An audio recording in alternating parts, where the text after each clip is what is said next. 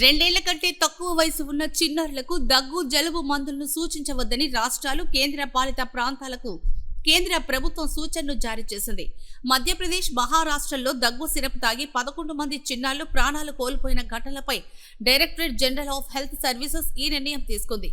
చిన్నారులకు దగ్గు సిరప్ సిఫారసు చేసే విషయంలో వైద్యులు చాలా జాగ్రత్తగా ఉండాలని కోరింది.